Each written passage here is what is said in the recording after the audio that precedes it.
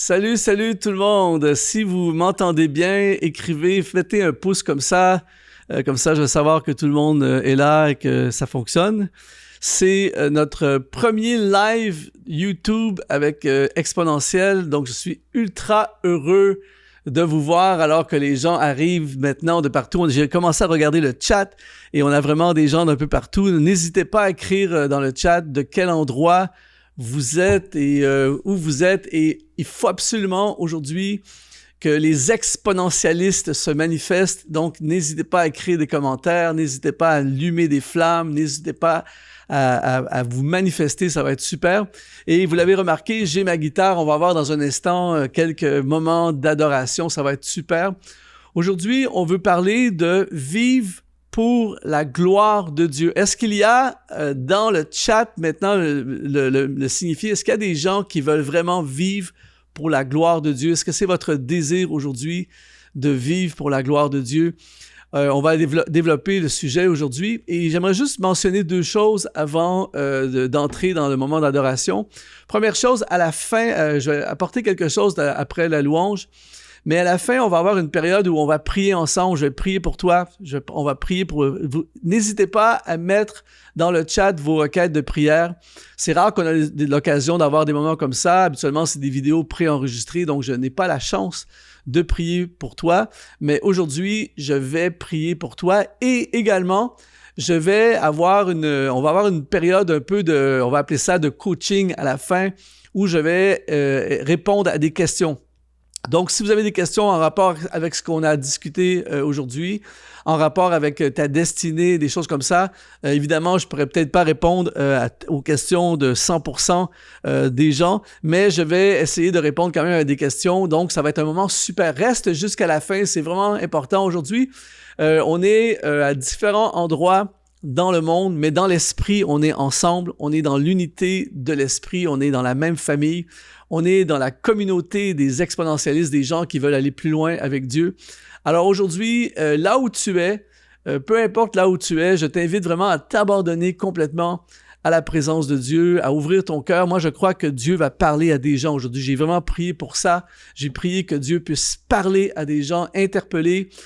Pour certaines personnes, aujourd'hui, il va y avoir avant ce live et après ce live. Je crois vraiment que le Seigneur est capable de parler à des gens, d'activer des choses, de ressusciter même des visions, des rêves, des appels, des consécrations à Dieu. C'est vraiment le but de ce live aujourd'hui. On veut vraiment mettre quelques moments à part ensemble pour vivre un moment avec Dieu et vivre à la gloire de Dieu. Alors, je t'invite à ouvrir ton cœur et si tu es au volant de ta voiture, ben garde tes yeux ouverts évidemment, même si tu as envie d'adorer, garde tes yeux ouverts. Mais peu importe là où tu es aujourd'hui, je t'invite vraiment à ouvrir ton cœur et on va vraiment inviter la présence de Dieu à saturer ce live. Là où 2 ou 3 sont assemblés en son nom, il est au milieu de nous et on est un peu plus que 2 ou 3 aujourd'hui. Alors je crois vraiment que le fleuve de Dieu va se répandre et on va adorer le Seigneur ensemble. Amen.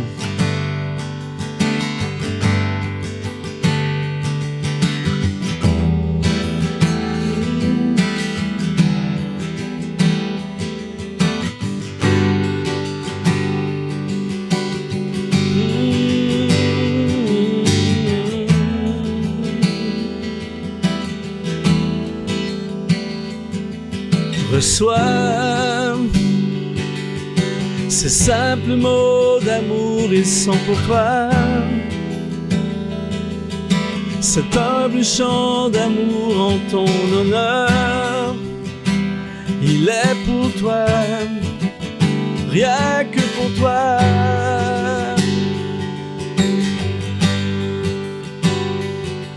Entends l'expression de mon cœur reconnaissant. Même si je ne sais pas toujours comment te dire Seigneur, je t'aime tant. J'aimerais pouvoir l'exprimer mieux, le dire plus souvent, à quel point je t'aime. J'aimerais m'abandonner vraiment comme un enfant et te dire je t'aime. Reçois ces simples mots d'amour, ils sont pour toi. Cet humble chant d'amour en ton honneur, il est pour toi, rien que pour toi.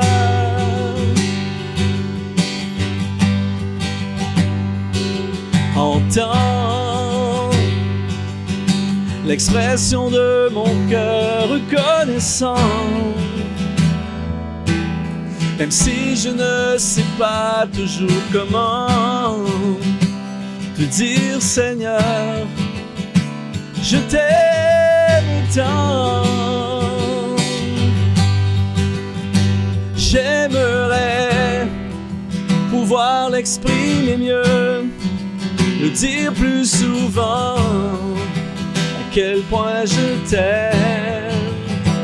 J'aimerais m'abandonner vraiment comme un enfant et te dire je t'aime, à quel point je t'aime. Oh,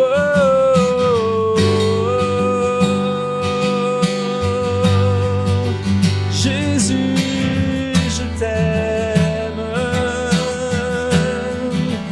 Oh,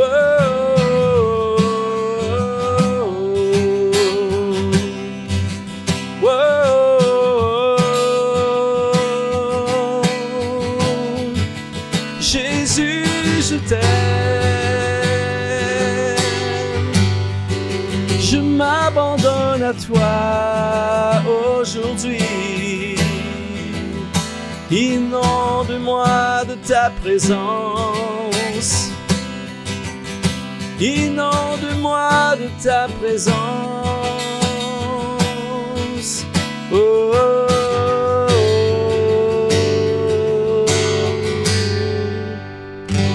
Nous t'invitons, Seigneur Jésus, aujourd'hui, dans ce live, alors que les nations sont réunies en ton nom, Seigneur, nous t'invitons. Viens parler, viens transformer nos vies. Fais ton œuvre en nous aujourd'hui, Seigneur. Et on peut l'adorer là où on est. On peut adorer le roi des rois. Sa présence est là au milieu de nous aujourd'hui. Yeah, yeah.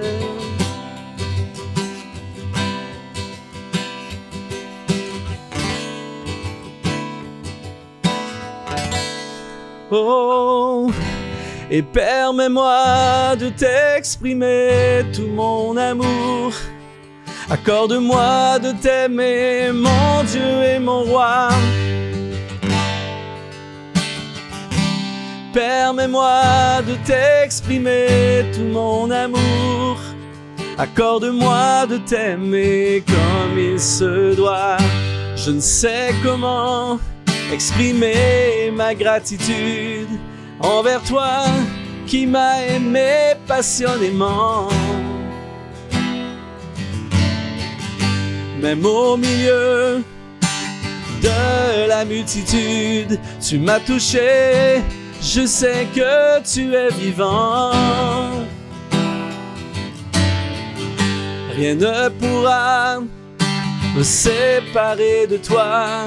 Je connais la réalité de la foi. Pardonne-moi l'incrédulité. Je viens vers toi car je désire la liberté. Oh, oh, oh. Et permets-moi de t'exprimer tout mon amour. Accorde-moi de t'aimer, mon Dieu et mon roi.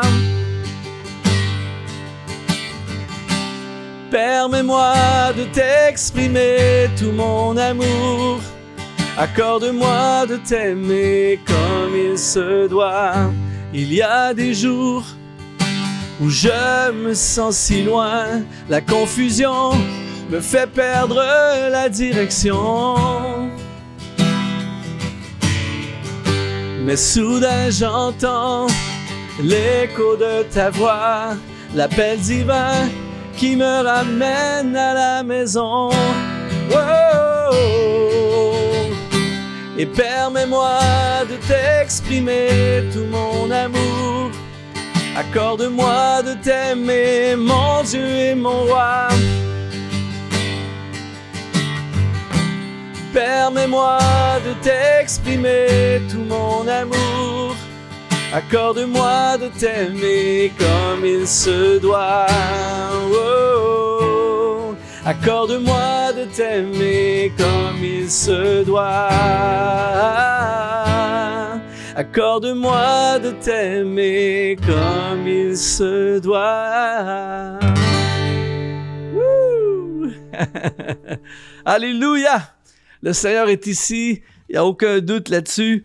Et il n'y a rien de plus merveilleux que d'adorer notre roi. La Bible dit que Dieu siège au milieu des louanges de son peuple. Lorsque nous le louons, il est là.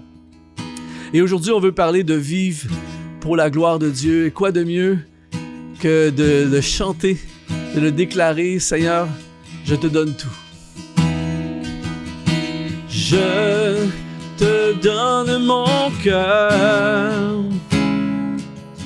Il ne m'appartient plus.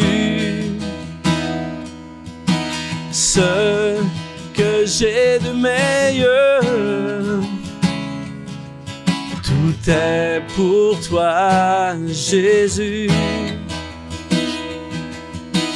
Un parfum de valeur sur toi est répandu. C'est l'offrande de mon cœur. Je suis à toi, Jésus. On le chante. Prends mon âme, prends mon cœur, je te donne tout. Prends ma vie, me voici, je te donne tout. Mon cœur est à toi, tout à toi. Oh, je le chante. Je te donne mon cœur. Il ne m'appartient plus.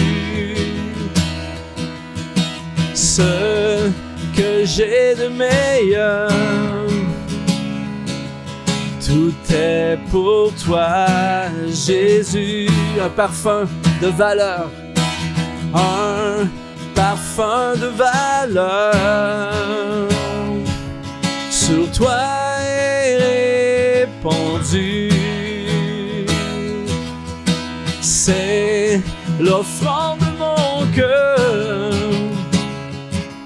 Je suis à toi, Jésus. On le chante.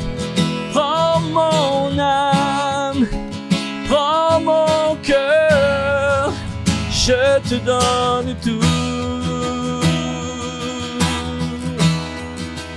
Prends ma vie, me voici, je te donne tout. Oh, prends mon âme, prends mon âme, prends mon cœur, je te donne tout. Prends ma vie, me voici, je te donne tout.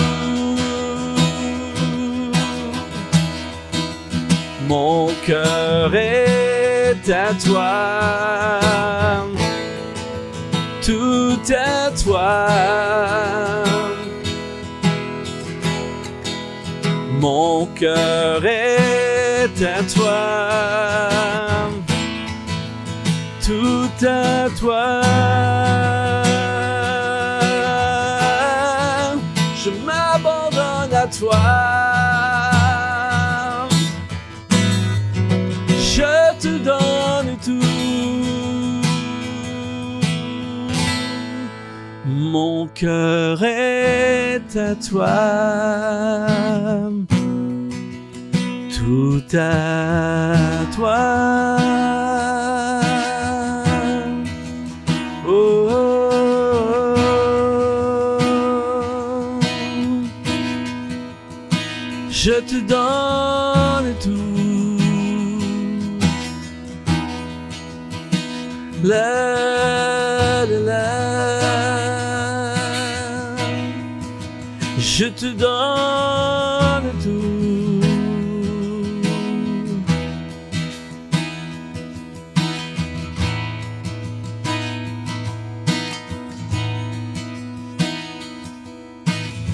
Seigneur, aujourd'hui, nous venons devant toi. Nous sommes réunis des quatre coins de la planète. Et nous prenons la décision aujourd'hui de vivre pour ta gloire. Nous voulons tout te donner, Seigneur. Prends tout aujourd'hui. Ma vie, mon avenir, mes ambitions, mes rêves. Je te donne tout. Et je veux faire ta volonté. Je veux vivre pour la gloire de Dieu. Nous prions dans le nom de Jésus. Amen. Est-ce qu'on peut écrire dans le chat « Je te donne tout, Seigneur » et mettre des applaudissements à la gloire de Dieu? Amen! Wow, je vois des cœurs, des bombardements de cœurs. Formidable, je vais déposer ma guitare. Quelle joie aujourd'hui de célébrer le Roi des Rois avec toi, avec toutes ces personnes. J'essaie de lire en même temps le chat, c'est un peu compliqué, mais c'est vraiment un privilège, une joie. Je vais prendre ça, merci. C'est l'été au Canada en ce moment, donc il fait un peu chaud. C'est tellement une joie d'être avec toi et merci d'avoir pris le temps d'être là aujourd'hui pour être avec nous.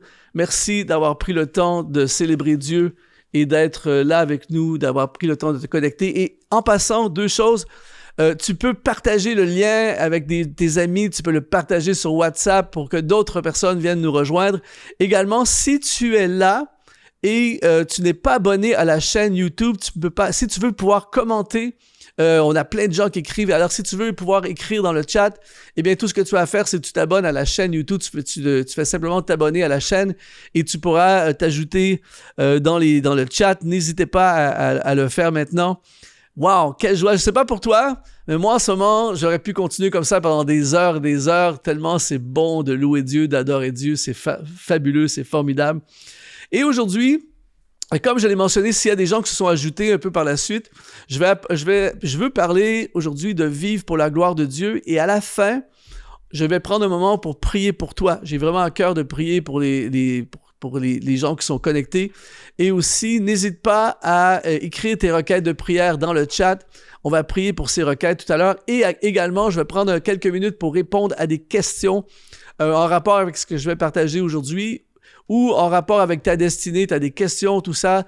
Je ne pourrai certainement pas répondre à toutes les questions, mais n'hésite pas, écris ta question déjà tout de suite. Et l'équipe technique, on a une équipe qui est là, qui vont prendre en note les questions. Ils vont me soumettre les questions par la suite. Donc, tu peux déjà commencer à écrire les questions dans le chat et à la fin, on va prendre un temps de coaching où on va répondre aux questions et on va activer les plans de Dieu pour ta vie. Donc, je veux souhaiter bon live à tout le monde. Alors, on veut parler de vivre pour la gloire de Dieu. J'ai vécu toutes sortes d'expériences dans ma vie. Mais une des expériences, en fait, les gens qui m'ont inspiré le plus dans ma vie ne sont pas nécessairement des célébrités, des gens que tout le monde connaît. Mais il y a des gens, et ces personnes-là, en fait, ne savent même pas qui m'ont inspiré. Et je me souviens d'une fois, j'étais en vacances dans le sud des États-Unis et j'étais dans une église, une très, très grande église, un dimanche matin. Et ce matin-là, le pasteur, j'étais assis un peu à l'arrière, tout ça, le pasteur à parler d'un missionnaire que leur église soutenait. Et ils ont montré sur l'écran, c'est un missionnaire qui était dans des coins très, très reculés. Je pense que c'était en Afrique, mais dans un endroit très, très rural, très reculé, tout ça. Et c'est un missionnaire africain qui faisait le travail dans cet endroit très difficile.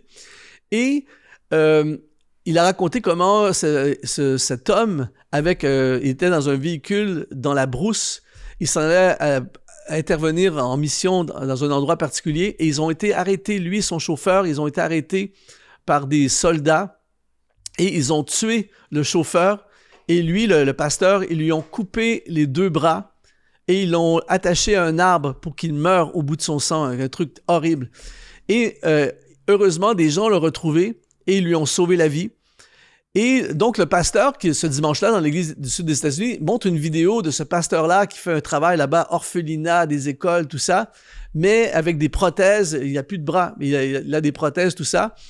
Et tout le monde dans la salle, on était tous « Wow, quel homme! » C'est de faire un travail, d'avoir subi ça, et il continuait encore à faire sa mission là-bas. Et là, le pasteur, il dit « Ce matin, j'ai la bonne nouvelle, ce missionnaire, il est avec nous et je vais lui demander de venir en avant. » Et là, tout le monde, on ne savait pas qu'il était là. Et là, le monsieur est monté sur l'estrade avec ses prothèses, tout ça, et avec un sourire, une joie, comme j'ai dégagé une joie absolument phénoménale, comme j'avais rarement vu. Et là, le pasteur a fait une interview avec lui, tout ça, il lui a posé la question, à la fin, il lui a posé la question, pourquoi vous continuez à faire ce travail là-bas après ce qui vous est arrivé?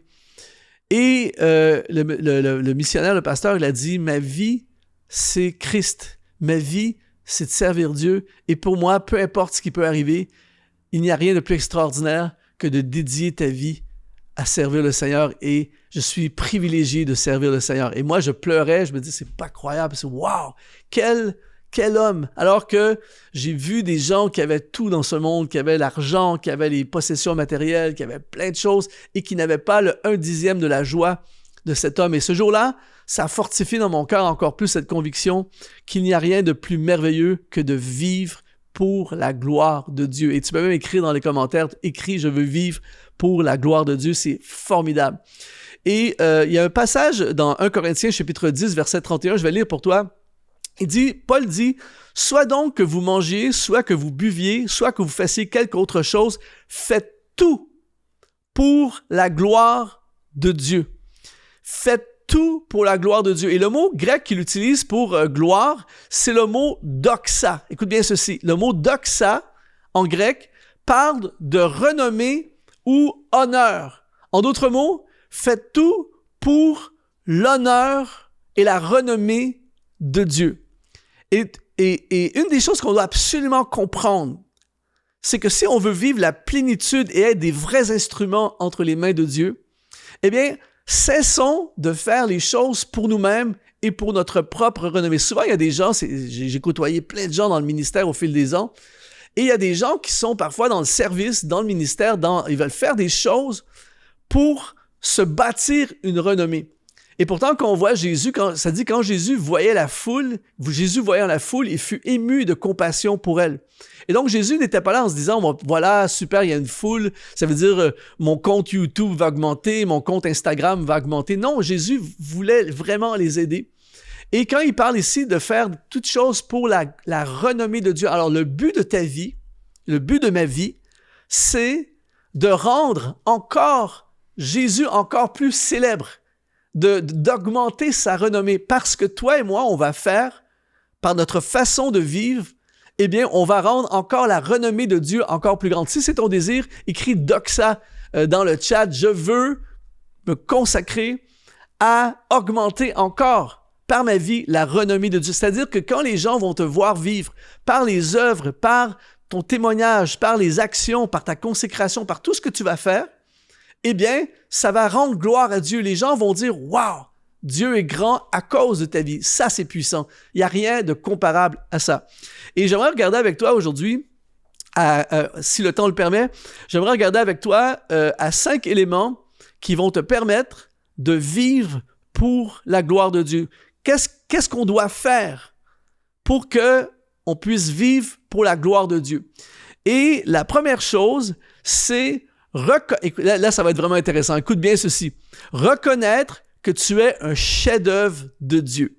Dis à quelqu'un, on est plusieurs centaines de personnes qui sont là aujourd'hui, dis à quelqu'un, tu es un chef-d'œuvre de Dieu.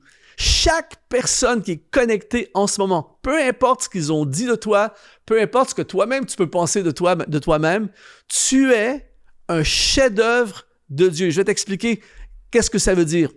Il dit dans le psaume 139, verset 14, un passage magnifique, David dit, « Je te loue de ce que je suis une créature si merveilleuse.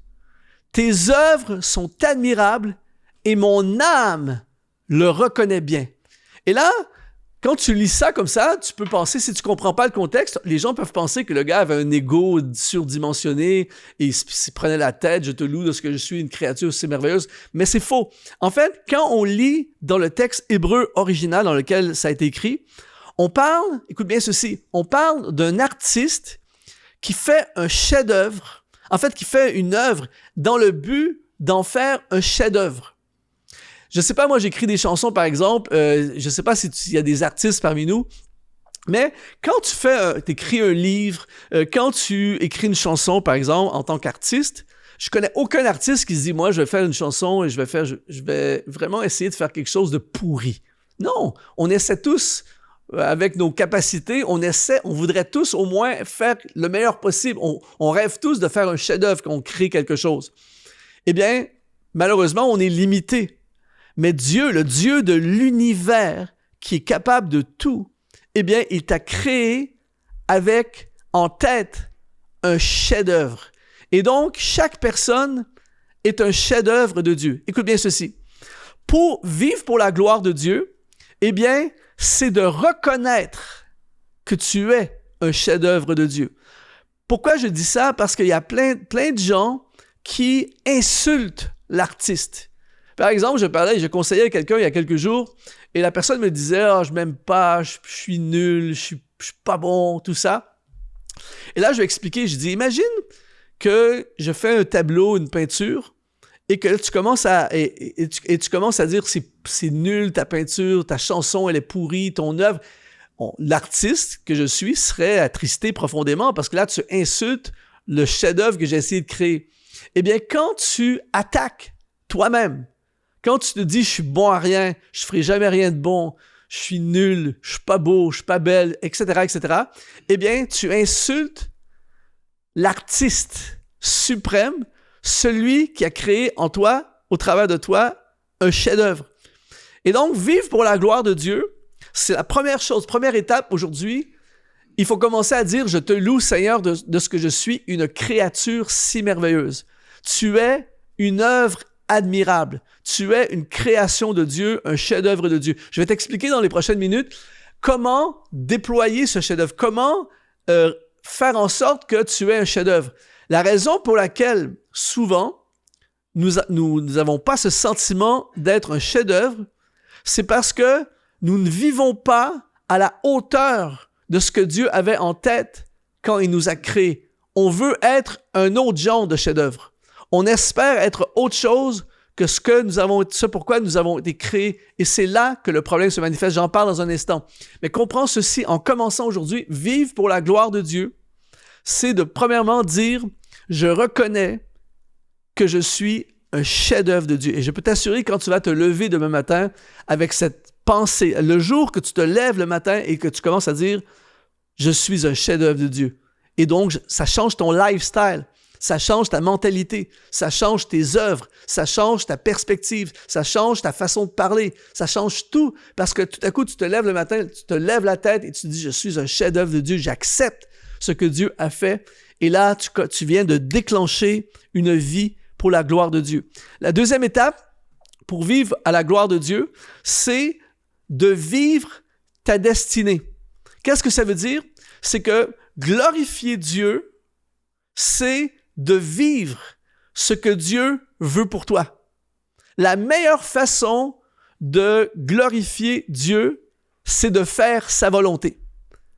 Et la destinée, c'est ce que Dieu a prévu pour toi et moi.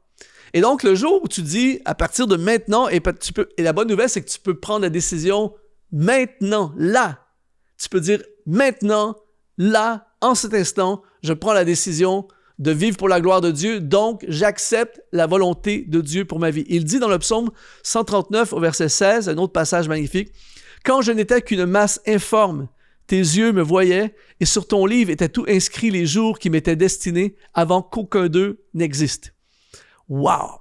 C'est-à-dire que le Dieu tout-puissant, le grand artiste suprême, a des plans pour toi. Chaque personne, peu importe ton origine, peu importe ton histoire, peu importe comment ta naissance est arrivée, que tes parents te voulaient ou te voulaient pas, ça change absolument rien au fait que Dieu te voulait. Tu es une création de Dieu, désirée par Dieu, sur laquelle il a prévu des plans. J'ai partagé ça souvent, mais Richard Williams, le père de Venus et Serena Williams, eh bien, avant que ses deux filles naissent, il a écrit un document de 78 pages. C'est un truc de fou, là. Il a écrit 78 pages sur comment il rendrait ses filles, avant même qu'elles naissent, championnes de tennis. Et lorsqu'elles sont nées, il s'est consacré à mettre en application les 78 pages de son plan pour ses filles. Et c'est hallucinant parce que Venus Williams a remporté 7 titres du Grand Chelem. Sa sœur Serena a remporté 23 titres du Grand Chelem et on dit que c'est probablement l'une des plus grandes joueuses de tennis au monde. Eh bien, écoute bien ceci. Papa Williams avait des plans pour ses filles et ses filles ont rendu leur père célèbre. Il y a même un film qui a été fait qui raconte l'histoire de son père. Ce gars-là, sans les filles, on n'aurait jamais entendu parler de lui probablement, mais grâce au fait que ses filles ont accompli le plan, il a eu une renommée, une gloire, une célébrité. Alors, imagine aujourd'hui, toi et moi, qui prenons la décision de vivre le plan de Dieu, de vivre ce que lui, il a écrit des pages et des pages sur ta destinée, sur ta vie, tout ce qu'il voudrait faire avec toi, là où il voudrait t'amener, les pays qu'il voudrait que tu voyages, dans lesquels il voudrait que tu voyages, les réalisations qu'il voudrait que tu fasses, les relations qu'il voudrait que tu ailles dans ta vie, les âmes, les vies, tout ce que tu es appelé à faire, il a des plans et toi, tu décides aujourd'hui, je le fais. Eh bien, en le faisant, tu vas exponentialiser d'une certaine façon la renommée de ton Père céleste. Tu vas le glorifier. En fait, c'est comme ça qu'on le glorifie, en faisant ce qu'il veut. Pourquoi? Parce qu'il a choisi de manifester sa gloire au travers de toi et de moi. Donc, c'est énorme aujourd'hui. Donc, écris dans les commentaires si ça te parle. Écris « Je fais la volonté de Dieu, je choisis la volonté de Dieu ». Ça, c'est la deuxième façon de vivre pour la gloire de Dieu. La troisième façon, c'est... J'en parle souvent, mais c'est de la bombe. C'est déployer tes talents. Ça, je vais le dire jusqu'à mon dernier souffle, tellement c'est important. C'est-à-dire que la meilleure façon de glorifier Dieu, c'est au travers de nos talents. Jésus a dit dans Matthieu chapitre 5, verset 16, il dit « Que votre lumière luise ainsi devant les hommes afin qu'ils voient vos bonnes œuvres et qui glorifie votre Père, qui glorifie votre Père qui est dans les cieux. » Comment on fait nos bonnes œuvres? C'est au travers de nos talents. L'apôtre Pierre dit dans 1 Pierre chapitre 4, verset 10, il dit que chacun de vous mette au service des autres le don qu'il a reçu afin, au verset 11, afin qu'en toute chose, Dieu soit glorifié. Tu vois? Alors, l'idée, c'est que tu deviens, je reviens à ce que je parlais au début, le fameux chef-d'œuvre. La raison pour laquelle plusieurs personnes n'ont pas l'impression d'être un chef-d'œuvre, c'est qu'on construit une vie qui exclut nos talents, où on essaie d'être quelque chose, de poursuivre quelque chose, de réaliser quelque chose qui ne sollicite pas nos talents, pour lequel nous n'avons pas les talents. Et là, je t'avoue qu'on s'éloigne du chef-d'œuvre. Plus on est en dehors de nos talents, plus on s'éloigne du chef-d'œuvre et plus on se rapproche de nos talents, plus on devient un chef-d'œuvre. Tes talents glorifient Dieu. Par exemple, ici, j'ai un téléphone. Dans ce téléphone, quand ils ont construit ce téléphone, à l'intérieur, ils ont déjà mis l'appareil photo. Donc, quand tu achètes ce téléphone, il y a déjà, en anglais, on appelle ça, on dit built-in. c'est déjà à l'intérieur. Il y a déjà le téléphone. Donc, quand tu achètes ça, tu sais déjà que tu vas pouvoir prendre des photos. Ça vient avec.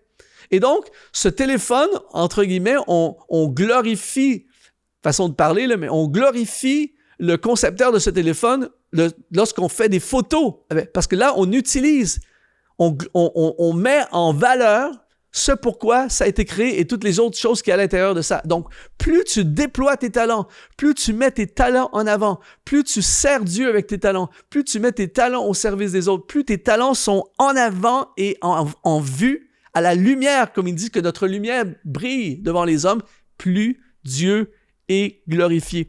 Et ce qui est merveilleux, quand tu sais que tu as été créé par le Dieu de l'univers, eh bien, il t'a créé, rappelle-toi, il t'a créé avec un plan, il y a des pages d'histoire sur ta vie, eh bien, il t'a donné tous les talents pour que son plan se réalise. Donc, pour réaliser le plan de Dieu, tu déploies tes talents. En déployant tes talents, tu réalises le plan de Dieu. En réalisant le plan de Dieu, tu glorifies Dieu. Je dis Amen.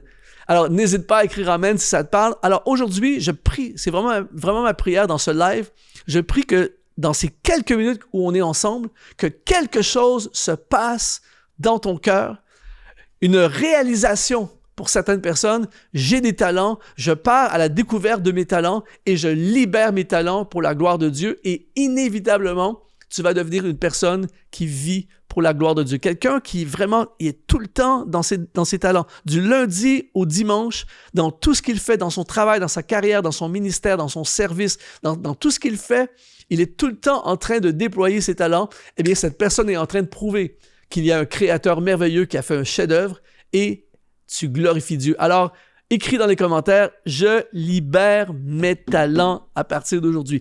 Quatrième élément façon de vivre pour la gloire de Dieu, c'est te focaliser sur tes fruits. Beaucoup de gens me posent des questions, et peut-être qu'à tout à l'heure, je répondrai à certaines de ces questions. Beaucoup de gens me posent des questions du genre je ne sais pas quoi faire avec ma vie, je ne sais pas trop dans quelle direction m'orienter, tout ça. Et à chaque fois, je dis aux gens, quels sont tes fruits? C'est-à-dire que quand tu regardes les dernières années de ta vie, même si ça a été des galères, même si ça a été difficile, même si tu as l'impression qu'il ne s'est pas passé grand-chose de bien dans les dernières années de ta vie, il y a quand même à quelque part eu des fruits. Même si c'est microscopique, il y a eu des fruits. Et tes fruits glorifient Dieu. Le problème de beaucoup de personnes, c'est qu'ils ne bâtissent pas leur vie en fonction de leurs fruits. Ils négligent leurs fruits, ils n'entretiennent pas leurs fruits et donc ils se retrouvent à ne plus avoir de fruits. Écoute bien ceci. Ici au Canada, par exemple, un des fruits qu'on a, ce sont des pommes. On a des arbres, on appelle ça des pommiers. Et à chaque année, vers la fin de l'été canadien, le court été canadien, vers le mois de septembre, tout ça, c'est la période des pommes. C'est-à-dire que les pommiers donnent des pommes en abondance. Est-ce que tu as déjà vu un pommier, peu importe le fruit qu'il y a dans ton pays, est-ce que tu as déjà vu un pommier aller au magasin vendre ses pommes? Aller convaincre le marchand d'acheter ses pommes? Jamais. C'est tout le temps les gens qui vont au pommier cueillir les fruits au pommier. Et ça, écoute bien, c'est extrêmement puissant. Quand tu comprends ça, ça change complètement ta vie.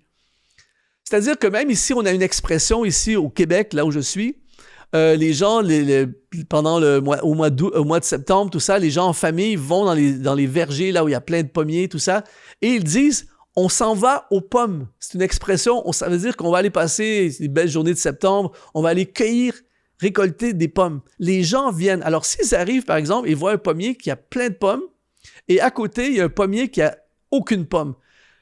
Qui aura l'attention des gens? Le pommier qui n'a pas de pommes ou le pommier qui a des pommes? Évidemment, tu l'as bien compris, tout le monde va se focaliser sur le pommier qui a plein de pommes. Pourquoi? Parce qu'il y a plein de fruits. Alors le focus, l'attention sera sur celui-là.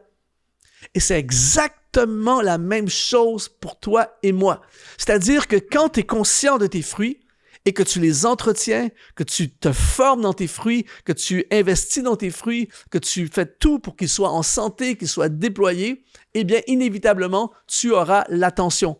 tu auras de l'attention pour ton ministère, tu auras de l'attention pour ta carrière, tu auras de l'attention dans tout projet que tu essaies de faire parce que tes fruits vont parler pour toi et inévitablement, ça va glorifier Dieu.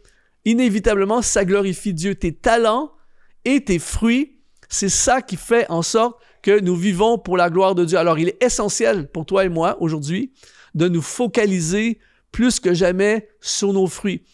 Pose des questions même à ton entourage. Les gens qui te connaissent, qui t'aiment, et demande, quels sont mes fruits? C'est quoi mes fruits?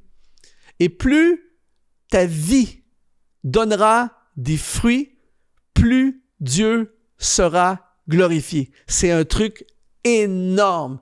Plus je donne des fruits, plus Dieu est glorifié. Par exemple, si tu es un évangéliste, je vais prendre l'exemple d'un évangéliste, et lui, ses fruits, c'est des âmes qui viennent à Christ. Et que lui a le potentiel. Et imagine, tu as le potentiel de gagner des âmes comme Reinhard Bonnke, qui est un des plus grands évangélistes de l'histoire, qui a gagné des millions de personnes à Christ. Imagine, tu as ce potentiel à porter des fruits comme ça, mais que tu fais rien avec. Tu restes dans ton coin, dans ta ville, tu n'évangélises pas, tu ne mets pas en place de programme pour pouvoir gagner plus d'âmes et tu fais une vie où tu ne déploies pas tes fruits. Imagine à quel point tu passes à côté de glorifier Dieu alors que lui, il gagne des millions d'âmes. Dieu lui a donné le potentiel de faire ces choses-là. On n'a pas tous autant, mais lui, il a fait ça. Imaginez comment Dieu est glorifié par ses fruits. Alors, c'est la même chose pour toi et moi. Si, par exemple, tu écris des chants et que les chants que tu écris, c'est un fruit qui glorifie Dieu. Imagine quand on écrit un chant d'adoration et les gens adorent Dieu pendant des années, dans des milliers de personnes au travers le monde qui adorent Dieu au travers un chant. C'est un fruit de ta vie qui glorifie Dieu à fond. Mais imagine si tu as le potentiel d'en faire plein et que tu en fais juste un ou tu n'en fais pas. Tu gardes tes chants à l'intérieur de toi, tu ne diffuses jamais tes chants, tu ne publies jamais tes chants, tu ne chantes jamais tes chants. Eh bien, tes fruits auraient pu glorifier Dieu de façon surdimensionnée, mais à la place, tu as gardé ça en toi. Alors aujourd'hui, on déploie nos fruits. On écrit dans les commentaires, je veux voir dans les commentaires, là, je libère mes fruits, je déploie mes fruits à la gloire de Dieu. Et la 5e étape pour vivre pour la gloire de Dieu, c'est, écoute bien ceci, tout miser sur le Seigneur. En anglais, on dit « all in ». Pareil comme au poker, en France, on dit de tapis, c'est-à-dire je mets tout. Tout ce que j'ai, je le mets devant le Seigneur, all-in pour Jésus, tout miser pour le Seigneur. Ça, c'est la meilleure façon de vivre pour la gloire de Dieu. J'ai un texte que je veux lire pour toi qui me touche tout le temps depuis des années. Matthieu, chapitre 26, au verset 6, je vais lire pour toi. Comme Jésus était à Béthanie, dans la maison de Simon le lépreux, une femme s'approcha de lui tenant un vase d'albâtre qui contenait un parfum de grand prix. Elle répandit le parfum sur sa tête pendant qu'il était à table. Et Jésus a répondu, je vous le dis en vérité, partout où la bonne nouvelle sera prêchée dans le monde entier, on racontera en mémoire de cette femme ce qu'elle a fait.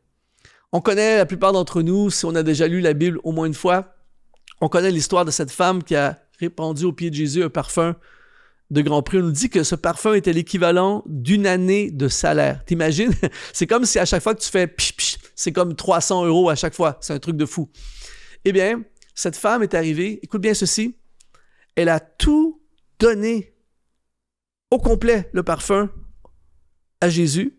Et même les disciples, là, on ne parle pas de n'importe qui, on parle des gars qui ont passé 3 ans avec Jésus, des gars qui 24/7 avec Jésus, ont méprisé cette femme et ont dit « quel gaspillage ».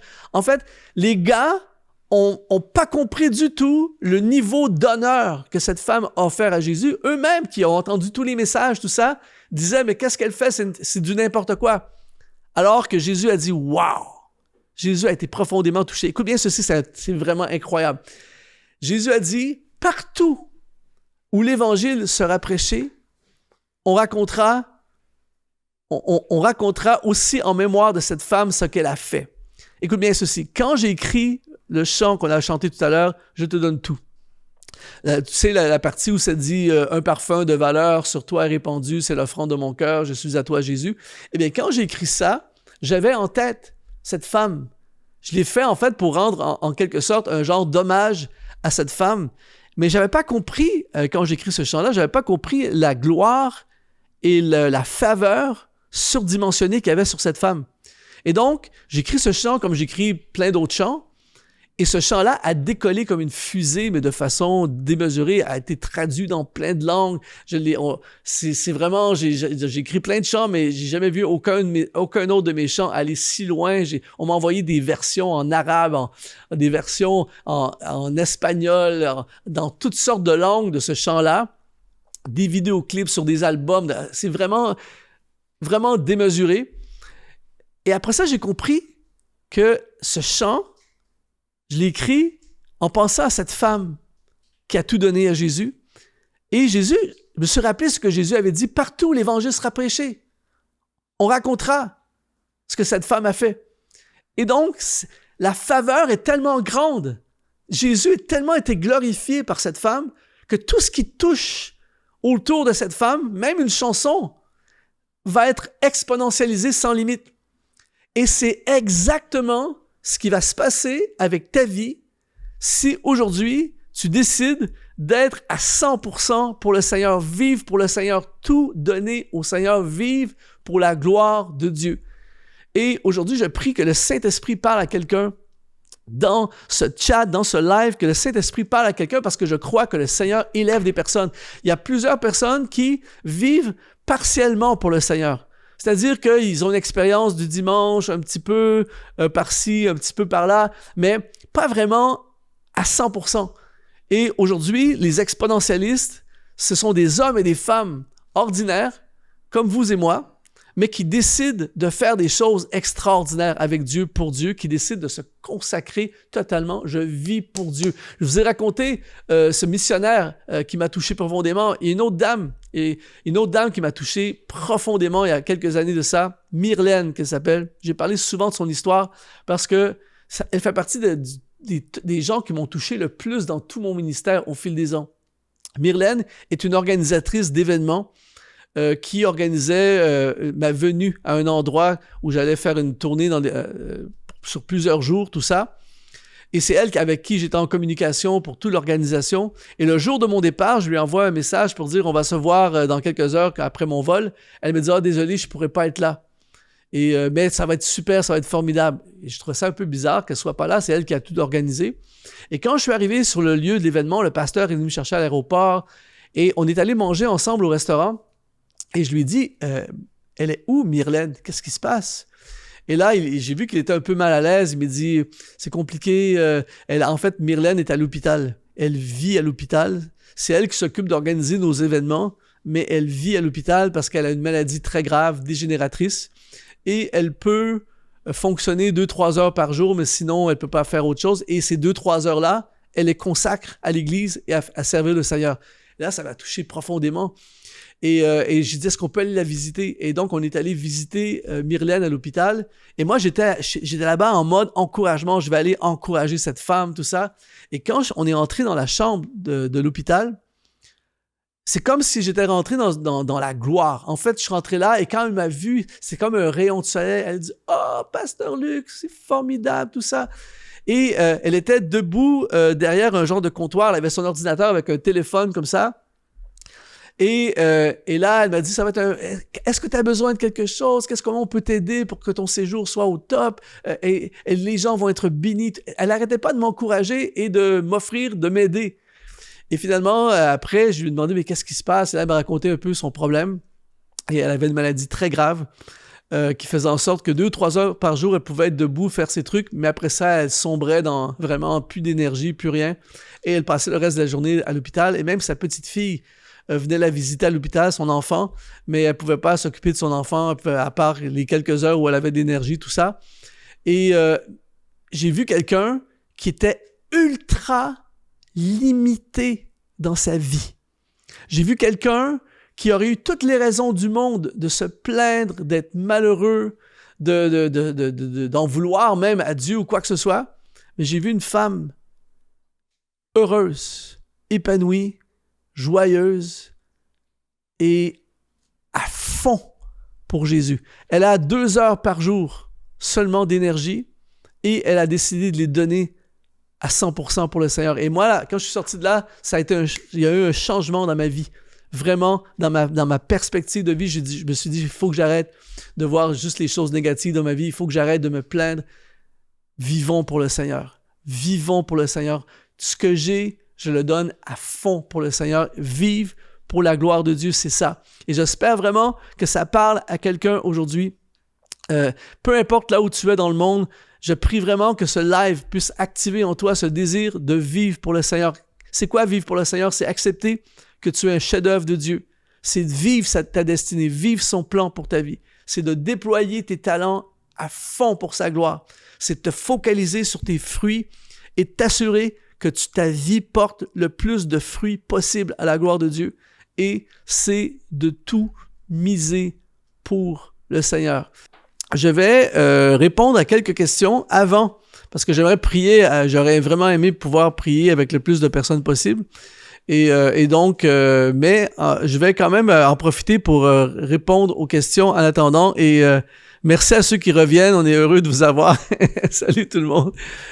Quelques petits soucis techniques, mais on lâche pas, on n'abandonne pas. Il y a une leçon de vie là-dedans. C'est que dans ta vie, il va y avoir des moments où tu vas vouloir marcher pour le Seigneur, accomplir sa volonté, poursuivre ta destinée. Et au moment où tu t'attends pas du tout, il va y avoir des interruptions, des obstacles, des attaques, des déceptions, des problèmes, toutes sortes de choses qui vont arriver. Et tu as envie juste de lâcher. Je t'avoue franchement que j'avais juste envie de dire, bon, parfait, on fera un live une autre fois. Mais non, on se bat et on essaie de continuer. Et qui sait ce qui peut arriver. Alors, merci d'être là. Il y a des gens qui reviennent, tout ça. Merci d'être là, ceux qui acceptent, ceux qui ont réussi à se reconnecter. Et on a envoyé en fait à la liste plein de gens des emails. Donc, des gens risquent de revenir. Revenez, envoyez des messages aux gens si vous connaissez des personnes aussi. Et ce que je vais faire, c'est que je vais en profiter pour, avant de prier, on finira avec la prière. Je vais en profiter pour répondre à des questions. Donc, il y a déjà des questions qui ont été manifestées dans le chat. Alors, est-ce que je pourrais en avoir, je vais demander à mon équipe, est-ce que je pourrais avoir une question? Je vais répondre à la première question. Comment ne pas douter de Dieu pour quelque chose que je lui ai demandé son aide et que rien ne bouge? OK. Quelqu'un a posé la question, comment ne pas douter de Dieu alors qu'on a demandé son aide et rien ne bouge? Et je réponds à cette personne, très bonne question, je réponds à cette personne par Habakkuk. Habakkuk a dit, dans Habakkuk chapitre 2, verset 3, je crois, il dit « Si la promesse tarde, attends-la, car elle s'accomplira certainement. » Et en fait, quand on étudie le texte original de ce passage, c'est que Dieu fait une promesse et on a un rendez-vous dans le temps avec la promesse. Rappelle-toi ce qu'a dit Salomon quand il dit dans l'Ecclésiaste, « Il fait toutes choses merveilleuses en son temps. » En d'autres mots, il fait toutes choses sur mesure en son temps, en sa saison. Écoute bien ceci. La raison pour laquelle parfois les choses ne bougent pas, en fait, elles bougent, mais on ne les voit pas. Parce que nous, on vit ici, dans le temporel. Mais Dieu agit dans les coulisses de l'invisible. Et lorsqu'il agit dans les coulisses de l'invisible, on a l'impression qu'il ne se passe rien, mais Dieu est en train de travailler des choses et en train de préparer des choses que nous, on ne voit pas. C'est pour ça qu'il dit dans Hébreux chapitre 11, la foi est une ferme assurance des choses qu'on espère et une démonstration de celles qu'on ne voit pas. Et c'est là que ta foi est activée. La différence entre la foi et pas la foi, c'est que la foi, c'est de continuer à croire même quand il n'y a plus rien qui bouge. Selon nos yeux, selon notre vision. Donc, on pense que Dieu n'est pas en train d'agir, mais il est en train d'agir dans le monde invisible. Et comme je le dis très souvent, le problème doit se régler dans l'invisible et ensuite, on voit le produit dérivé dans le visible. Alors, qu'est-ce qu'on fait dans ce temps-là? Eh bien, on continue à avancer. On continue à être fidèle. On continue. Je dis une autre phrase que je dis souvent, le pire ennemi de la vision, c'est la vue. Et donc, je choisis quand ça arrive, ces moments-là, que je n'avance pas par la vue, j'avance par la vision. J'avance par la promesse. Si la promesse tarde, attends-la, car elle s'accomplira certainement. Et Dieu a des timings que toi et moi, on ne comprend pas. Dieu a des façons de faire que parfois, on ne comprend pas, mais Dieu est fidèle et quand on lui demande quelque chose selon sa volonté, il le fait. Et l'autre élément également, et ça c'est très très important, et ce qui nous trouble, mais ce que Dieu veut, c'est que Dieu, lui, pendant le temps d'attente, eh bien, Dieu, lui, il nous transforme. Et ce qui intéresse Dieu, c'est pas l'accomplissement, la réponse à notre problème ou quoi que ce soit. Ce qui intéresse plus Dieu, c'est le processus de transformation qui prend place en chacun de nous pendant que les choses prennent place, pendant qu'on attend. Par exemple, lorsque Joseph est dans la prison, il avait certainement l'impression que ça finit plus cette histoire. Je suis dans la prison, quand est-ce que ça va finir? Mais toi et moi, on connaît l'histoire. On sait que pendant ce processus-là, Joseph a été transformé. Et ce qui intéressait vraiment Dieu, c'est que Joseph devienne comme compatible avec son futur. C'est-à-dire qu'il a reçu une promesse de Dieu, mais ça a pris du temps avant qu'elle se réalise. Pourquoi? Parce que Joseph a été transformé jusqu'à ce qu'il devienne compatible avec le futur. Parce que le Joseph 1.0 qui a reçu la promesse n'est pas compatible avec ce qui doit arriver. Donc, pour que ça arrive, il doit être transformé. Donc, c'est ça mon conseil pour toi qui est dans cette période où les choses ne semblent pas bouger.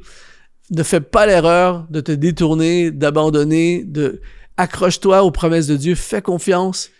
Il fait toutes choses belles en son temps. Donc, ça, c'était la première question. Prochaine question. Ok, donc Andina, mon problème, pasteur, c'est que je n'arrive pas à identifier mes talents, mes potentiels. OK, Andina qui n'arrive pas à identifier ses talents et ses potentiels. Ça, c'est une question qui me revient tellement, tellement souvent. Beaucoup de gens reviennent avec cette question. Comment on fait pour trouver nos talents, nos potentiels? Bon, évidemment, je vais répondre à la question en ce moment, mais c'est difficile pour moi parce que j'ai créé une formation au complet dans Exponentiel. Quand tu vas voir dans nos formations, ça s'appelle Libérateur de talent et je passe 8 heures à expliquer. Donc, tu sais très bien que je ne vais pas prendre 8 heures, mais voici quelques éléments qui vont t'aider à découvrir tes talents. La raison pour laquelle on a souvent de la difficulté à trouver nos talents, c'est que c'est naturel. Par exemple, moi, je ne suis pas manuel du tout et je ne suis pas très doué non plus dans la cuisine. Moi, j'ai des amis que je connais, quelques-uns, mais un en particulier qui est un cuisinier exceptionnel. Et avec rien, il va réussir à te faire un plat incroyable. Mais quand tu lui demandes, tu dis, mais comment tu fais pour faire ça? Et il va toujours dire, ben c'est facile, Luc, tu prends ça. Non, c'est pas facile. J'ai un monsieur qui vient à la maison faire des travaux, tout ça, et je suis toujours en admiration devant... Il répare tout, il sait tout faire.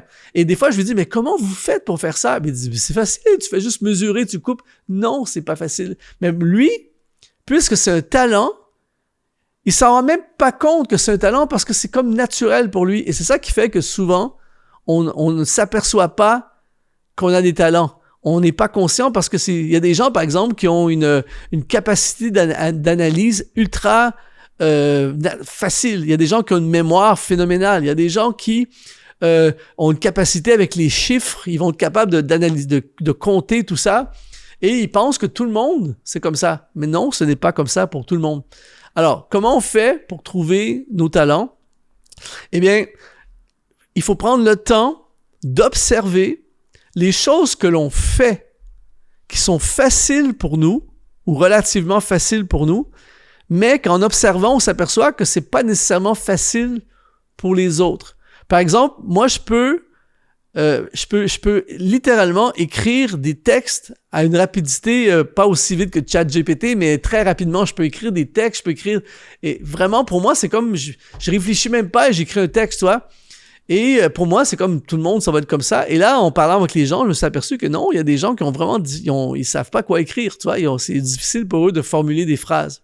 Pour moi, je peux faire un live comme ça. On pourrait vraiment... on pourrait faire un live comme ça jusqu'à demain, je pourrais parler pendant des heures, j'ai plein de choses à dire, tout ça. Et pour moi, il me semble que c'est facile, mais en parlant avec des gens, tu t'aperçois que non, c'est pas tout le monde qui peut faire ça. Pour moi, écrire une chanson, c'est pas compliqué. Tu prends ta guitare et tu te lances. Oui, c'est difficile pour plusieurs personnes. Donc, tu prends en considération les choses que tu fais dans ton quotidien et qui sont relativement faciles pour toi, mais tu t'aperçois qu'ils sont difficiles pour les autres. Ça, c'est une des façons. Ensuite, talent, il faut faire attention parce que souvent, quand on parle de talent, on pense des talents exceptionnels. Une chanteuse virtuose ou on regarde et là, on se dit, ben moi, j'ai pas de talent, je suis pas une chanteuse comme ça ou je suis pas... Et il y a toutes sortes de talents. Il y a toutes sortes de talents et ce sont pas tout le temps des talents spectaculaires. C'est pas parce que tu peux avoir des talents qui ne feront pas nécessairement de toi une célébrité et qui ne sont pas des trucs spectaculaires, mais c'est des trucs que tu as reçus. Et il y a aussi des niveaux. Il y a des gens qui chantent comme ça, il y a des gens qui chantent comme ça, il y a des gens... Mais il y a les trois ont des talents de chanteur ou de chanteuse, mais ce n'est pas tous les mêmes niveaux. Mais c'est quelque chose que tu as reçu. Ensuite, une des choses que tu peux faire pour t'aider, c'est que tu parles avec des gens dans ton entourage, des amis, ta famille, des gens qui t'aiment. Et tu leur poses la question, tu leur dis, qu'est-ce que tu vois? Selon toi, ça serait quoi tu penses que j'ai comme talent? Tu vas être surpris de voir que les gens, il y en a qui vont dire, ah ben toi, t'organises, c'est tellement facile pour toi d'organiser. Et là, ils vont sortir, toi, t'as une empathie, t'encourages, c'est formidable. Et tu prends tout ça en note. Et là, par la suite, fais des tests. Fais des tests d'intentionnalité. Je parle beaucoup de l'intentionnalité. Il n'y a rien de plus fort que l'intentionnalité. C'est-à-dire que tu sais, par exemple, que on va prendre un exemple simple, tu es doué particulièrement pour la cuisine. Mais jusqu'à maintenant, tu n'étais pas vraiment intentionnel parce que c'est naturel, tu cuisines pour ta famille, tout ça. Mais là, dis, je vais faire des actes intentionnels. À chaque semaine, je prends un exemple comme ça, à chaque semaine, chaque samedi soir, par exemple, je vais inviter des amis à manger. Et je vais mettre un effort supplémentaire pour cuisiner. Je vais vraiment préparer un truc comme ça. Je vais inviter des gens à chaque semaine, pendant plusieurs semaines. Et regarde bien l'effet. Il y a un restaurant comme ça qui a été démarré aux États-Unis. J'ai oublié le nom, mais le nom du restaurant, c'est une adresse. Par exemple, je sais pas moi, 4865 rue Tatata. Le restaurant, porte le nom de cette adresse. Pourquoi? Parce que le gars, comme ça, à tous les vendredis soirs, il invitait des gens à manger chez lui. Et le gars, c'est un cuisinier exceptionnel. Et les gens s'en parlaient. Tout le monde voulait aller manger chez lui. Les gens disaient, est-ce que je peux aller manger? Les gens s'invitaient eux-mêmes. Et là, il s'est aperçu qu'il se passait quelque chose. Et donc, il s'est dit, bon, ce que je vais faire, c'est que je vais, les vendredis soirs, je vais inviter des gens et je vais faire des plats et je vais charger, je sais pas moi, 100 € par personne. Et à tous les vendredis soirs, il y avait comme 20 personnes, il chargeait 100 € par personne. Et là, il s'est dit, il se passe vraiment quelque chose. Et finalement, il a démarré le restaurant. C'est son adresse chez lui, 4865 rue Tatata. C'est ça le restaurant. Et ça a commencé parce qu'il a suivi ses talents. Il a fait des actes d'intentionnalité. Donc, je t'encourage à regarder à tes talents et à faire des actes, des gestes intentionnels dans la direction de tes talents. Et regarde bien ce qui va se passer. Tu vas être surpris de voir ce qui va arriver. Est-ce qu'il y a d'autres questions? Pourquoi Dieu aime utiliser les faibles pour accomplir de grandes choses? Pourquoi Dieu aime utiliser les faibles pour accomplir de grandes choses? C'est une bonne question, ça, parce qu'en fait, ça prouve l'enseignement d'aujourd'hui. Avant qu'on soit coupé, là, avant qu'il y ait la coupure, eh bien, il y a un passage qui dit il prend les choses faibles il prend les choses faibles de ce monde pour confondre les fortes, les choses folles de ce monde pour confondre les sages. Et en fait, c'est que quand il prend des personnes faibles, sa gloire éclate. Parce que quand tu, par exemple, moi j'en suis un exemple. C'est pas logique que je sois en train de faire le ministère comme ça. Quand j'ai commencé au départ, j'étais ultra timide. Pour moi, parler devant un public, c'était un truc vraiment comme je peux même pas imaginer parler devant une foule. Et ce qui est spécial, c'est que je sais en fait que c'est la gloire de Dieu. Je sais que c'est Dieu. Si Dieu enlève sa main sur moi, on oublie ça, on ferme la boutique, tu vois. Et donc, quand Dieu utilise des choses, quand il prend Gédéon, c'est drôle parce que dans le texte, il disait à Gédéon, t'as trop d'armées, débarrasse-toi, t'as trop de monde, garde-en 300 à la fin. Tu vois? Mais là, t'es obligé de dire, ben, c'est la gloire de Dieu. Quand tu prends David contre Goliath, ben, t'es obligé de dire, Dieu était avec David. Tu vois? Quand tu prends Josué contre Jéricho et que les murs tombent, il se sert d'un homme, mais il fait éclater sa gloire. C'est pour ça que souvent, les gens qui se pensent capables, les gens qui ont des immenses égos. La Bible dit Dieu résiste aux orgueilleux, mais il fait grâce aux humbles. Il accorde sa faveur aux humbles. Pourquoi? Parce que l'orgueilleux pense que c'est lui. Il pense que c'est à cause de lui et il se prend la gloire. C'est pour ça que Lucifer a été chassé du ciel. C'est un ange magnifique, incroyable. Mais il a voulu prendre la gloire de Dieu et Dieu l'a chassé parce que la gloire appartient à Dieu. Et donc, quand tu es faible, tu dépends de Dieu. Seigneur, j'y arriverai pas sans toi. Et là, Dieu fait éclater sa gloire. On est tous obligés de dire, c'est Dieu qui l'a fait. Et donc, c'est pour ça qu'on peut aspirer à des grandes choses, même si on a l'impression de ne pas être grand-chose. On peut aspirer à des grandes choses parce que ça veut dire qu'on va devenir un instrument de la gloire de Dieu. Et rappelle-toi, le but, c'est de vivre pour la gloire de Dieu. Alors, je vois que les gens commencent à revenir, c'est super inspirant. Continuez à revenir, partagez la vidéo, partagez le lien, tout ça pour que on puisse finir ce live en bonne et due forme. En tout cas, je suis vraiment content, ceux qui sont là, merci d'être là. Et à cause de ça, je vais vous donner encore plus de mon temps aujourd'hui parce que ça me touche, je vois qu'il y a une soif et ça va nous permettre de répondre peut-être à quelques questions encore. Et après ça, on va terminer avec la prière. On va vraiment prier pour chaque... Écrivez vos requêtes de prière dans le chat et continuez à poser des questions. Je vais continuer à répondre encore à quelques questions. Ça serait quoi la prochaine question?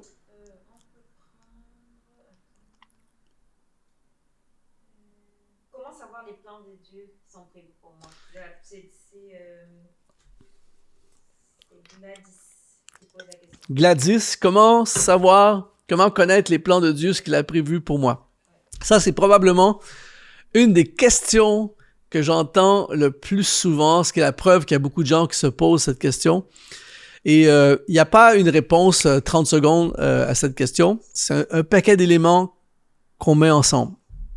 Première chose, Job dit, Dieu parle tantôt d'une manière, tantôt d'une autre, mais on n'y porte point garde. C'est-à-dire que Dieu parle tout le temps. En ce moment, aujourd'hui, au travers de ce live, Dieu parle. C'est-à-dire qu'il peut y avoir une phrase que je dis, parce qu'on a prié pour être des instruments de Dieu aujourd'hui. Il peut y avoir une phrase que je dis que Dieu utilise pour parler à quelqu'un. Mais il est possible, c'est possible qu'il y ait quelqu'un en ce moment dans le live qui a fait cette prière ce matin ou dans cette semaine. Seigneur, parle-moi, j'ai besoin d'une réponse. Et moi, pendant que j'enseigne, je donne la réponse et la personne ne l'entend pas. C'est parce que Dieu parle tantôt d'une manière, tantôt d'une autre, mais on n'y porte point garde. Donc, la première chose, comment on fait pour savoir quels sont les plans de Dieu? Il faut devenir ultra à l'écoute. Il faut être à l'écoute parce que Dieu parle de toutes sortes de façons. Heureux ceux qui placent en toi leur appui, ils trouvent dans leur cœur des chemins tout tracés, psaume 84. Ensuite, il parle à travers un message comme aujourd'hui.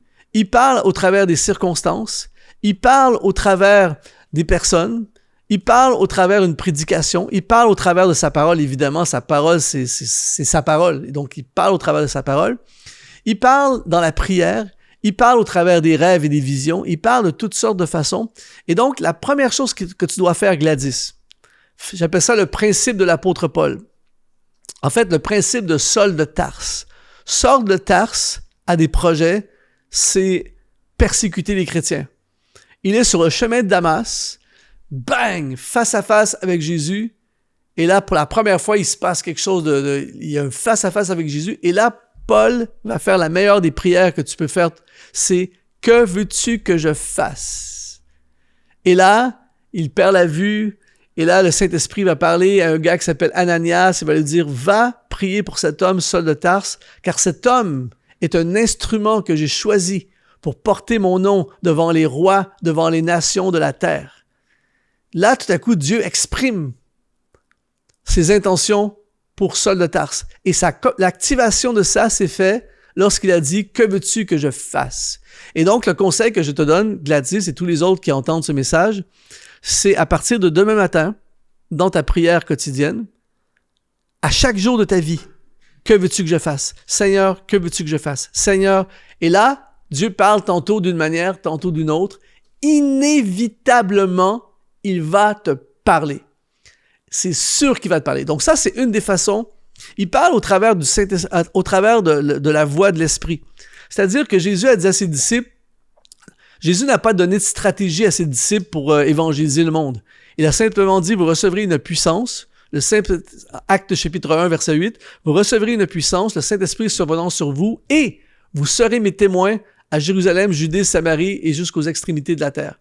Donc Jésus savait que le Saint-Esprit, au fur et à mesure, parlerait et leur montrait la direction. Et c'est pour ça que dans Actes chapitre 13, alors que Paul et Barnabas sont dans l'église d'Antioche, ça dit, le Saint-Esprit dit, mettez-moi à part Barnabas et Saul pour l'œuvre à laquelle je les ai appelés, et après avoir prié pour eux, ils les relâchèrent, ils les laissèrent partir. Donc maintenant, la question peut-être qu'on peut se poser, c'est, ouais, mais le Saint-Esprit dit comment ça s'est passé. On n'a pas les détails de comment ça s'est passé. Est-ce que ça faisait un certain temps qu'il y avait un feu qui brûlait dans leur cœur? Est-ce qu'en comité, dans la sagesse de la multitude des conseillers, une révélation est sortie qu'il fallait qu'ils partent? On n'a pas ces détails-là, mais le Saint-Esprit parle.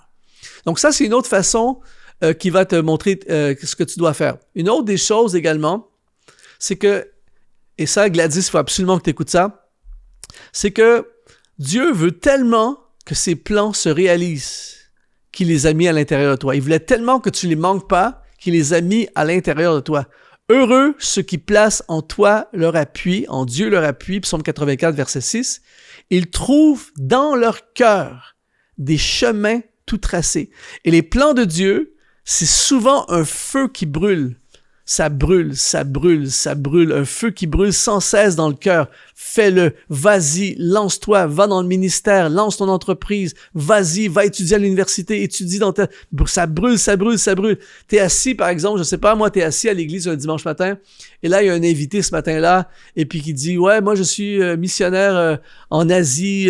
Et là, bouf, ça se met à brûler en dedans dans ton cœur. T'avais jamais pensé à ça avant. Et là, tout à coup, dans les semaines, les mois, ça brûle l'Asie, ça brûle de plus en plus. Et je parle pas d'un truc un soir, mais de plus en plus, ça brûle. Si tu es en relation avec Dieu, si tu es dans la parole de Dieu, tu as une vie de prière, tu marches et à chaque jour tu fais, tu fais cette prière, que veux-tu que je fasse? Je t'assure, le feu va brûler, il va te parler, ça va te harceler. Il veut tellement que son plan se réalise qu'il le met à l'intérieur de toi. Ensuite, il y a d'autres façons que Dieu parle également. On peut savoir son plan. Et ça, j'enseigne ça dans ma formation sur Libérateur de talents. C'est que tes talents sont la porte d'entrée vers ta destinée. C'est Éphésiens chapitre 2, verset 10. Ça dit « Car nous sommes son ouvrage, ayant été créés en Jésus-Christ pour des œuvres qu'il a préparées d'avance afin que nous les pratiquions. » En d'autres mots, Dieu, il fait des choses à merveille. C'est-à-dire que Dieu, tout ce que Dieu commence, c'est déjà terminé. Il commence toujours quelque chose de terminé. Pareil comme les architectes font les plans d'une maison et ensuite les constructeurs bâtissent la maison. Ils n'improvisent pas, le plan est déjà fait. Et Dieu fait la même chose. Donc, ça dit dans Éphésiens 2.10 que Dieu a créé déjà le chantier dans lequel tu dois intervenir. Et ensuite, il crée le prototype, toi et moi, qui doit intervenir. Donc, il t'a déjà pré-câblé avec tes talents. Il a déjà, on a vu tout à l'heure, avant que ça coupe, dans le téléphone, l'appareil photo est déjà dans le téléphone. C'est built-in. Donc, c'est déjà à l'intérieur l'équipement nécessaire pour accomplir ce qu'il doit accomplir. Donc, tes talents, je le répète, Gladys, tes talents, c'est la porte d'entrée vers ta destinée. Quand tu déploies tes talents, regarde, par exemple, moi, je considère vraiment pas que je suis quelqu'un qui a beaucoup de talents, mais le peu que je me suis focalisé à fond dessus. C'est ça l'idée, c'est que je fais beaucoup, mais de très peu de choses. J'ai découvert 2-3 trucs que j'ai et là, je capitalise tout là-dessus parce que les talents, c'est phénoménal. Ça ouvre les portes de ta vie à tous les niveaux. Donc, quand j'ai commencé dans le groupe de jeunes, à l'église, à l'époque, je sais jouer de la guitare, je sais écrire des chants et je sais chanter et diriger un peu la louange. J'ai tout misé là-dessus. J'ai écrit des chants, je faisais que ça. Ça m'a ouvert la porte des nations. Tu vois? En faisant ça, j'ai déclenché ma destinée. Et bon, ça c'est un exemple, ça peut être différent pour quelqu'un d'autre, mais tu ne peux jamais perdre en mettant tes talents au service des autres. Ça va déclencher ta destinée. Pourquoi? Parce que Dieu t'a donné ça pour que ses plans se réalisent. Il a déjà fait des plans sur toi, Gladys, Et il a mis en toi tout ce qu'il faut pour que les plans se réalisent. Alors, quand tu te mets à libérer tes talents, tu es conduit inévitablement vers ces plans. Donc ça, c'est la version rapide à la question comment on fait pour trouver, comment on fait pour comprendre et trouver les plans de Dieu pour notre vie. Dans ma formation, j'en parle davantage et je suis en train de préparer un livre aussi sur le sujet parce que je réalise que c'est vraiment un sujet qui a beaucoup de gens qui se posent des questions là-dessus. Donc, mais ce qui est certain, Gladys, c'est que Dieu a des plans pour toi et à la fin, on va prier pour que Dieu te révèle ses plans. Est-ce qu'on a une autre question? Daniel qui dit comment stabiliser une vie de l'intimité avec Christ. Daniel qui demande comment on fait pour stabiliser une vie, pour stabiliser notre intimité avec Christ. Eh bien, ce qui est important, c'est de ramener les priorités en priorité. Je lisais il y a quelques temps de ça que dans les années, j'ai pas les dates exactes, mais dans les années 1600, quelque chose comme ça, le mot priorité s'écrivait au singulier. En fait, priorité, c'était une priorité. Aujourd'hui, on dit mes priorités avec un S. Et en fait, on a 50 priorités. Et là, c'est plus une priorité. Et donc, pour stabiliser notre intimité avec Christ, il faut ramener la priorité aux priorités. Souvent, les gens, et merci pour ta question, Daniel, parce que ça rejoint la pensée du live d'aujourd'hui qui est de vivre une vie pour la gloire de Dieu, vivre pour la gloire de Dieu. Et souvent, les gens donnent leur reste à Dieu. Et ils font pas nécessairement de façon rebelle ou méchante. C'est juste qu'on crée une vie où on donne le reste à Dieu. Jésus a dit, cherchez premièrement le royaume de Dieu et toutes ces choses vous seront données par-dessus. Cherchez en premier le royaume de Dieu, en priorité. Et ce qu'on fait, nous, c'est le contraire. C'est qu'on cherche l'argent, on cherche un emploi, on cherche une carrière, on cherche des loisirs, on cherche plein de choses. Et à la fin, on donne ce qui reste à Dieu. Et je dis souvent ceci, et je vais le redire encore aujourd'hui, la personne qui se lève à 5-6 heures le matin pour aller travailler et qui prie le soir à 22 ou 23 heures, c'est mieux que rien. Elle a au moins prié. Mais quand tu t'es levé à 6 heures, 5 heures le matin, à 22, 23 heures le soir, je suis pas certain si la prière que tu offres à Dieu, c'est le meilleur de toi. Tu es à moitié endormi, tu es fatigué et c'est compliqué. Alors, quand tu te lèves le matin, plus tôt s'il le faut, et que tu commences ta journée avec Dieu, tu viens d'amener la stabilité.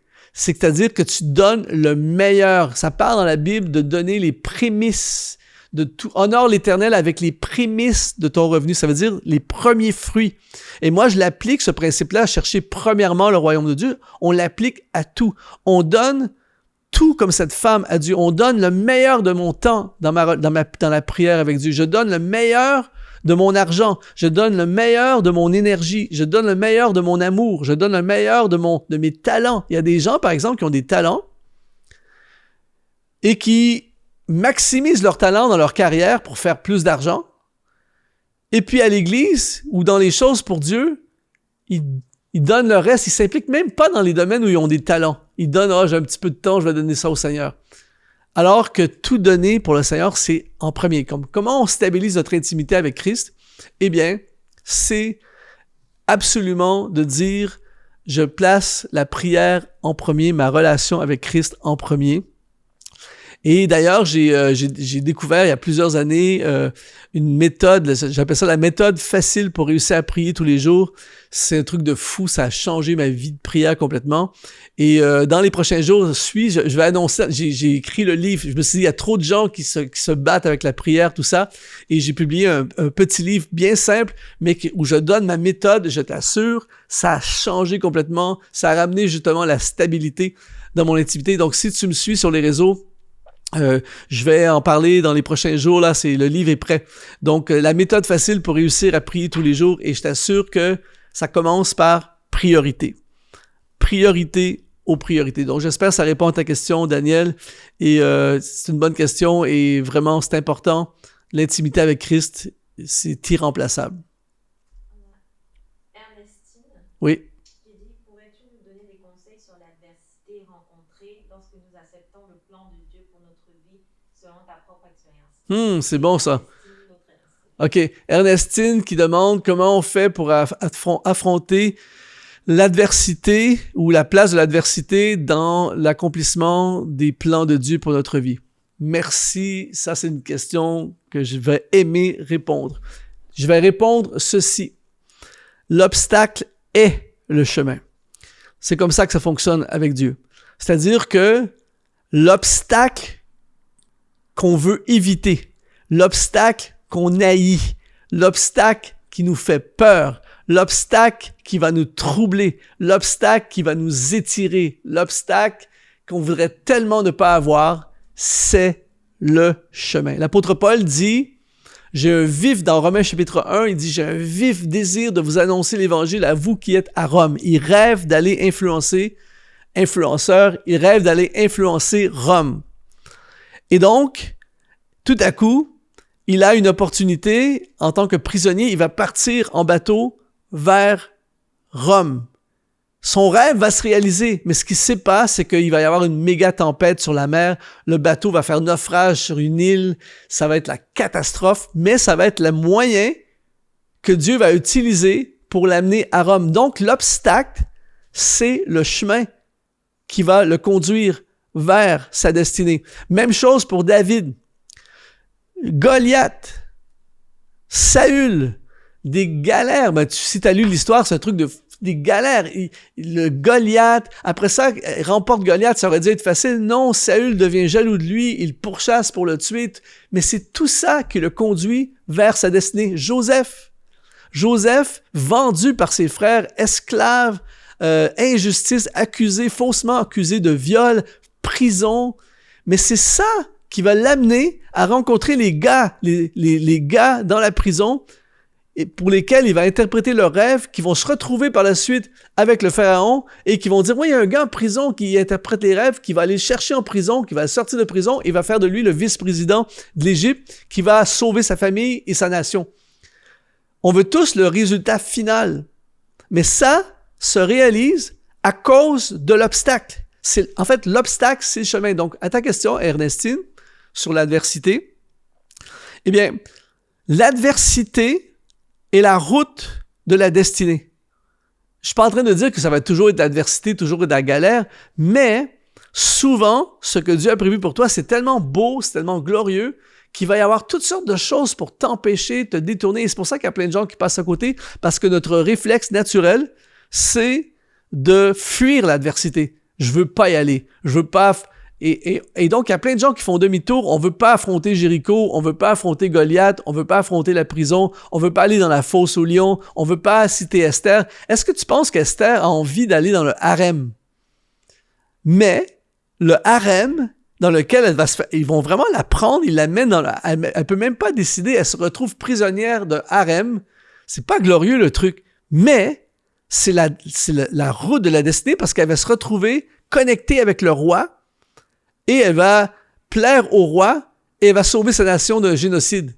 L'obstacle est le chemin. Alors, Ernestine, si tu traverses des moments difficiles en ce moment, si c'est compliqué, tout ça, comme je l'ai dit précédemment, le pire ennemi de la vision, c'est la vue. Ne sois pas limité par la vue, ne sois pas limité par l'adversité.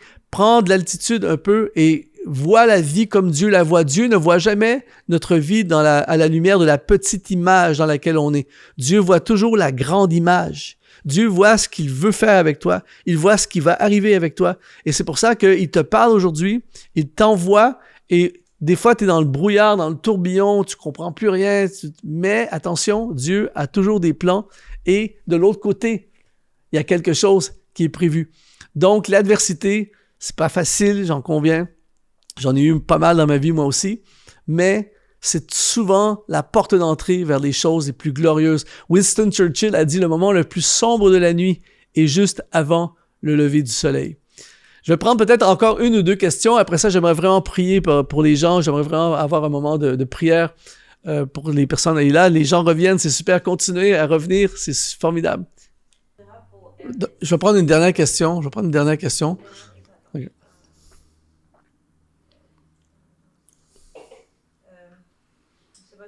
J'ai un don en cuisine et en pâtisserie, j'ai cherché à abandonner et ça me poursuit. Est-ce comment savoir si c'est la volonté de Dieu? OK. OK, il y a quelqu'un qui dit qu'il y a un don en cuisine et en pâtisserie et mais en ce moment, elle a envie d'abandonner et elle veut savoir comment on fait pour savoir si c'est la volonté de Dieu. Eh bien, moi, le conseil que je te donnerais, c'est va au bout de ta démarche. C'est-à-dire que fais tout ce qui est possible dans ce projet-là, va au maximum possible et laisse l'opportunité à Dieu de faire éclater sa gloire dans ton domaine. Et par la suite, si ça ne fonctionne pas, mais au moins tu sauras que tu es allé jusqu'au bout de ta démarche. Parce que si tu abandonnes en cours de route, tu auras toujours ce regret-là. Et attention, des fois, Dieu nous fait passer par une route pour nous amener à un autre endroit. Donc, un échec, entre guillemets, ce que nous, on considère comme un échec, parfois, c'est simplement une façon que Dieu utilise pour nous amener dans une autre direction. Alors, ne jette pas la serviette tout de suite, n'abandonne pas tout de suite, bats-toi encore, je pense que ça vaut la peine de continuer à te battre. Maintenant, ce que nous allons faire, on a encore des questions, tout ça, mais ça fait déjà un bon petit bout de temps, on a eu quelques petits soucis techniques aussi. Alors, ce que j'ai à cœur de faire, c'est terminer ce live en priant.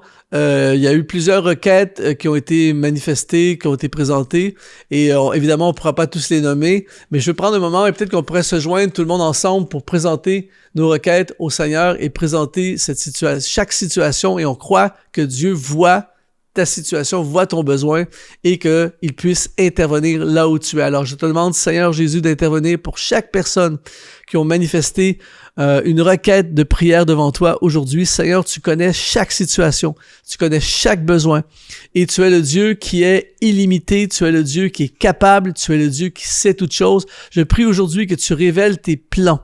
Je prie pour tous ceux et celles qui cherchent ta volonté en ce moment, que tu révèles tes plans. Je prie pour tous ceux et celles en ce moment qui cherchent une direction à leur vie. Tu leur montres la voie dans le nom de Jésus. Je prie pour tous ceux et celles qui sont dans la recherche de leur talent, mais ils ne savent pas trop quoi faire. Seigneur, fais des révélations, Seigneur.